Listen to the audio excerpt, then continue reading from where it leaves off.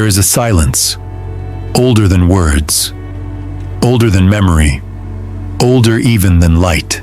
It lives in the marrow of your being, humming just beneath the static of modern life.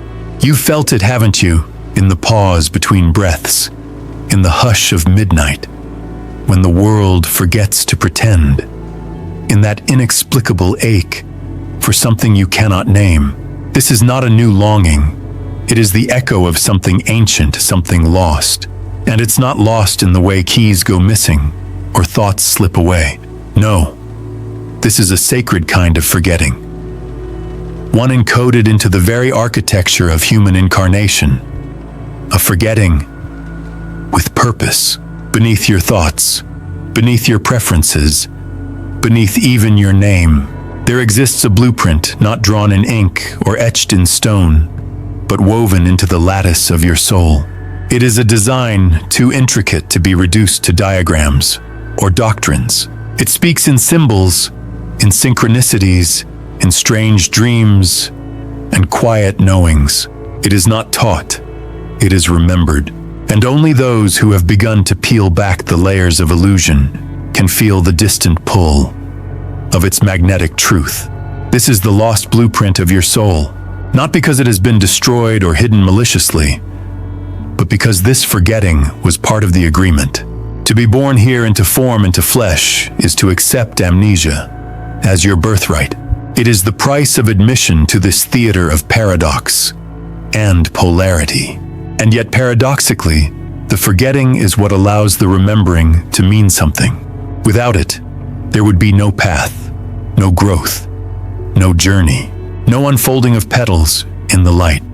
There are whispers that say the ancient ones, the truly initiated, carried fragments of this blueprint in their bones, in the songs they sang to the stars, in the geometry of temples aligned with celestial bodies, not because they possessed something others lacked, but because they dared to look inward with such ferocity that the veil between worlds grew thin. They remembered, not with the mind, but with the soul. And in that remembering, they saw what most cannot. That existence is not random, that you are not an accident of biology or a consequence of entropy, but a pattern, a purpose, a prism, refracting divine intention into matter. You too are such a prism, but the world you were born into does not speak this language. It teaches you how to build walls, not bridges. It teaches competition over communion, noise over stillness, efficiency over essence. And so the blueprint lies buried beneath layers of conditioning, beneath the roles you play, the wounds you carry, the masks you wear so well. You forget they were ever masks to begin with. Yet still, the blueprint waits. It doesn't age. It doesn't erode. It waits with infinite patience, pulsing quietly beneath the chaos, guiding you in whispers, through heartbreaks that awaken you, through strange coincidences that feel too precise to be accidents, through those moments when time bends and something eternal peeks through. These are not anomalies. They are invitations, reminders, keys turning in locks you didn't know existed. You may have heard them called by many names: destiny, higher self, soul mission, sacred contract. But they are all facets of the same crystalline truth. That who you truly are has never been lost, only veiled. And that veil, it's thinner than you think, thinner than gossamer, thinner than breath. And when the wind is just right, when your awareness sharpens, your heart softens, and your fear dissolves, even for a moment, you can feel it lift. This is not just metaphysical poetry. It has practical implications, seismic consequences.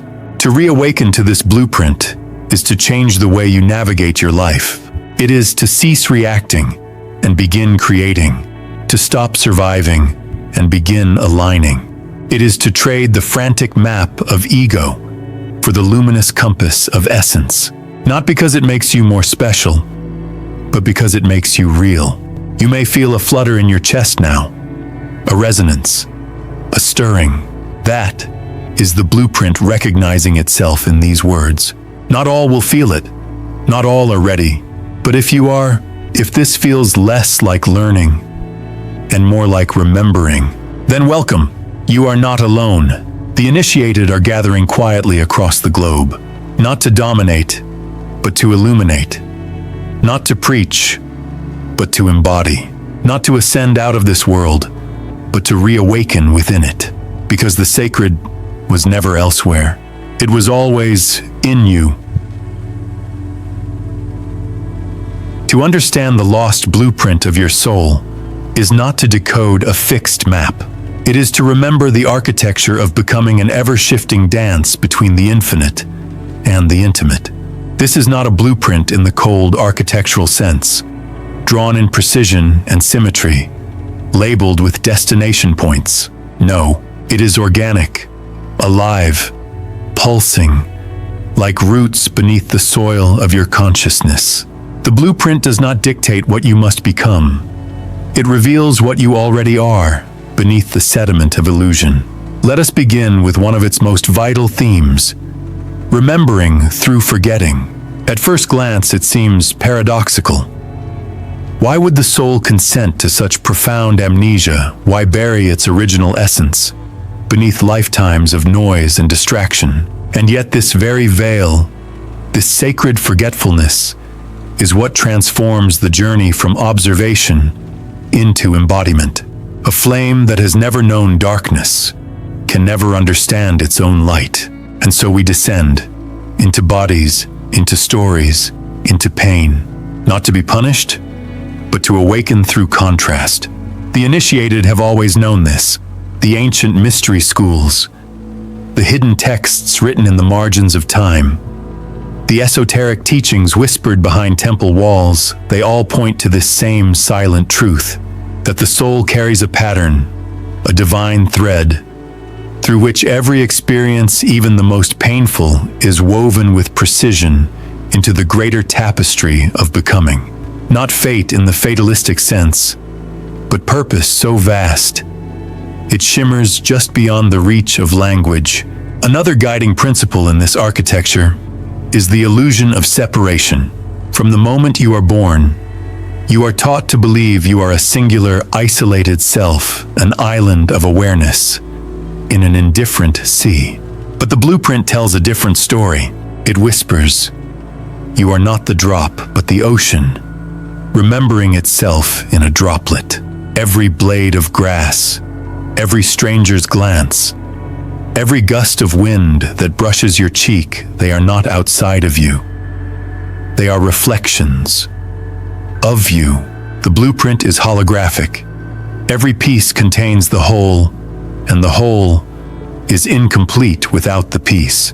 And yet this illusion, this magnificent lie, is necessary. Without it, there would be no longing. Without longing, there would be no movement. Without movement, no evolution. It is the ache that leads us back, not in a straight line, but in spirals deeper and deeper, layer after layer, through loss, through wonder, through surrender. The spiral is sacred geometry in motion. The soul moves not by climbing ladders, but by circling inward like galaxies, collapsing into stars. There is also the concept of soul signatures. Just as no two snowflakes are identical, no two souls carry the same resonance. You are not here to copy another's path, no matter how enlightened they appear. You are here to walk the unique curve of your soul's rhythm, to unlock the medicine only you can offer. This signature is felt in moments when you are most alive, most truthful, most unedited. It is there when time disappears as you create. It is there when you speak from the marrow instead of the mask. These moments are not random, they are breadcrumbs leading you home. And then comes the most challenging yet essential pillar initiation through shadow.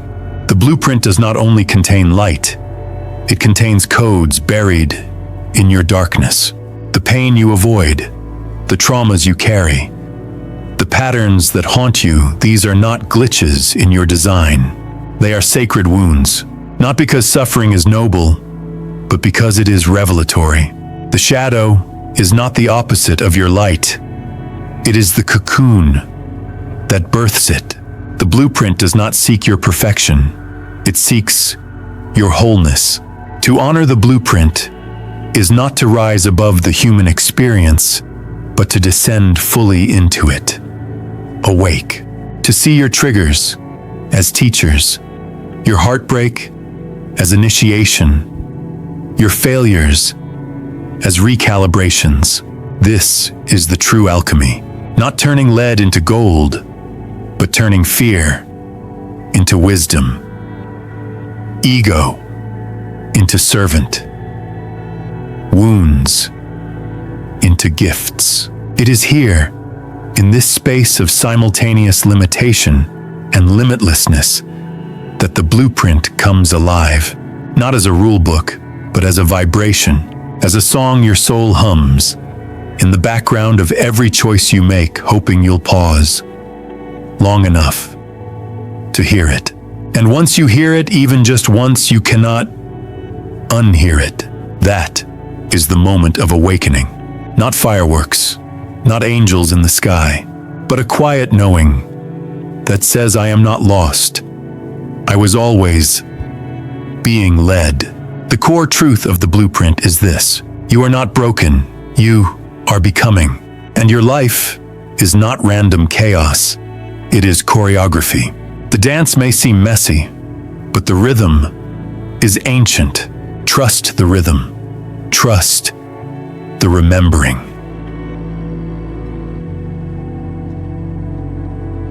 The soul, in its timeless wisdom, does not speak in the rigid dialect of facts and figures. It speaks in stories, in myth and dream, in archetype and metaphor. Symbols are its alphabet, and the deeper blueprint of your existence is written not in ink, but in these veiled stories you live and relive again and again. This is why logic alone cannot unlock it. The blueprint is not meant to be analyzed like a machine, but to be remembered, like a forgotten tale you once knew by heart and now recall in flashes, as if from a life before this one. Consider the myth of the labyrinth, the winding maze of stone walls that appears in cultures from the Greeks to the Hopi to the Celts. You enter it seeking truth, but every turn seems to lead you further from the center. You double back, you question, you despair, but the pattern is sacred. The center is not hidden by malice, but by design. The labyrinth is your life. Each false turn, each dead end, is not failure, it is part of the pilgrimage. It teaches you to see, not with your eyes, but with your inner compass. And when you finally reach the center, you discover it was never lost. You were never lost. The center was always within you. The maze only helped you shed everything that was not truly yours. Or picture the phoenix, burning in its own fire, only to rise again from ash. This is not mere fantasy. This is you. Every collapse in your life, every heartbreak, job loss, identity shattering is a miniature death written into your soul's programming, urging you to let the small self dissolve so something wider can emerge. Not all fires are destruction, some are purification. The blueprint includes these flames. It does not fear them. It trusts your ability to rise. And what of the mirror? A symbol so simple, so ordinary, yet so profound. Every person you meet is a reflection showing you a forgotten part of yourself. The lover who ignites your longing, the stranger who triggers your anger, the friend who awakens your laughter. None of them are random. The blueprint uses them as cues. They carry your lessons, hidden in their faces. Sometimes love, sometimes pain, but always truth. To see others clearly is to remember yourself more deeply. Then there's the bridge, the timeless archetype of passage, of connection between what was and what is becoming. At some point in every soul's journey, there comes a threshold. You stand at the edge of everything familiar, and something inside whispers, "Step forward." But the ground ahead looks invisible. The bridge is faith. It is the moment you trust the blueprint, even when you can't see where it leads. The crossing is not easy. You shed identities, like old skin. Friends fall away. Desires dissolve. But on the other side, you meet a version of yourself you didn't know you were always becoming. And perhaps the most mysterious of all, the spiral. Unlike the straight line that races to a goal, the spiral returns to the same point, again and again, but each time at a new depth, a new height. Have you ever felt like you're facing the same struggle over and over, even after years of growth? That is not regression. That is the spiral moving inward. The same wound resurfaces, not to torment you, but because you are now ready to meet it at a deeper level, to reclaim more of yourself from its grip. The spiral is the soul's true motion. Linear thinking cannot follow it. Only the initiated, those who have learned to see in circles, can trace its path with reverence. These symbols are not fables to entertain. They are the very architecture of the inner world. They appear in dreams, in déjà vu, in the whispers between waking and sleeping. You have seen them before, not just in books, but in your own experiences. In that moment, you left a toxic relationship and felt like something died inside you, only to find months later a power awakening in the space it left behind. In the time you felt lost in confusion, but discovered clarity, not by forcing answers, but by surrendering to the not knowing. These stories are not out there, they are in here. The blueprint does not shout, it murmurs, in image, in metaphor, in strange alignments that make no sense to the mind, but stir the soul. It is not meant to be understood like a manual. It is meant to be remembered, like a dream that was always yours. So ask yourself, what symbols repeat in your life? What patterns show up again and again? What stories do you tell yourself, and do they liberate or imprison you? These are not random. They are clues. They are breadcrumbs from eternity, scattered through the forest of forgetting, waiting for you to follow them home. And when you do, when you begin to walk, not just blindly through life, but with eyes tuned to the mythic, to the symbolic, to the unseen, you step into a deeper rhythm. You begin to live in accordance with your blueprint, not in defiance of it, and the world around you, once chaotic, begins to feel orchestrated, not because it suddenly becomes easy, but because it finally becomes meaningful. The blueprint of your soul, for all its grandeur and cosmic elegance, was never meant to remain a distant, abstract ideal. It was always intended to be lived, not worshipped like a relic, but embodied like breath. This is where the alchemy begins, not in meditations detached from the world, but in the slow, deliberate infusion of soul into every crevice of your ordinary life. The blueprint is not a destination. It is a way of being. But how does one live what cannot be seen? How does one translate symbolic fire into daily warmth? The answer begins in awareness, not the kind that floats above life like a cloud, but the kind that sits in the marrow. It's the moment you pause before reacting, the heartbeat you notice before speaking words you can't take back. It's when you see a conflict not as an obstacle, but as a reflection, an encoded message from your own unconscious blueprint, asking you to wake up, to notice, to choose differently. These are not coincidences. These are the blueprint's fingerprints in your day-to-day chaos. Living your blueprint requires a shift in perception so subtle, it often goes unnoticed at first. You begin to feel drawn to certain people, places, or callings, not because they glitter on the surface, but because they hum with recognition. You may start to notice that when you ignore these callings, when you force yourself to fit into roles or environments that stifle your soul, a dull ache begins to grow. This ache is not depression, it is the soul's homesickness, a sacred discomfort, not to be numbed, but listened to. You begin to realize that intuition is not a whimsical voice from nowhere. It is the echo of the blueprint, vibrating through your nervous system, the subtle pull toward one decision over another. The quiet knowing that this person is part of your path, or that this opportunity, however practical, would slowly starve your essence. Intuition is the GPS of the soul. It doesn't shout, it whispers, and it is always rooted in alignment, not approval. This is not a life free of confusion or pain. It is a life where confusion and pain are welcomed as sacred teachers. When you live your blueprint, you no longer run from shadow, you dialogue with it. You no longer ask, why is this happening to me, but what is this trying to awaken in me? This shift alone can untangle years of suffering because it gives pain purpose, and pain with purpose becomes fuel. Even your habits begin to shift. The food you crave, the media you consume, the environments you gravitate toward, all begin to feel either resonant or dissonant, like music that either harmonizes with your soul or grates against it. You become sensitive, not fragile, but finely tuned.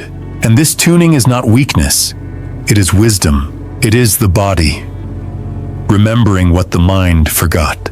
Relationships too are transformed.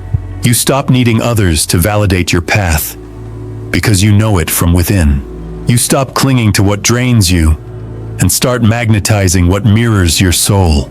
The blueprint does not lead you to perfection, it leads you to authentic resonance. It whispers, be who you are so what is meant for you can find you. You also begin to notice time differently. When you are misaligned, time feels heavy, dragging. But when you are in flow with your blueprint, hours pass like minutes, and you are not depleted, but filled.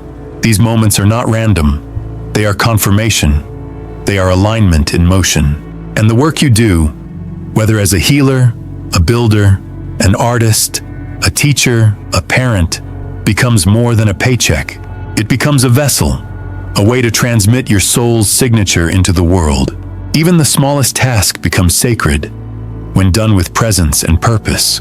The blueprint does not demand grand gestures. It asks only that you show up whole, wherever you are. That is enough. That is more than enough. And yes, the world may resist. Systems built on fear and fragmentation will not applaud your alignment. They may try to pull you back into the fold of unconsciousness, but even here, the blueprint provides. In moments of doubt, it sends signs, a conversation you needed to hear, a dream that lingers longer than it should, a book that falls into your hands at exactly the right moment.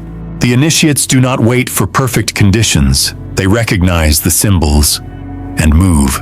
And when you fall out of alignment, as you inevitably will, it does not mean failure. It simply means the spiral is turning again. You are being asked to return, but deeper this time.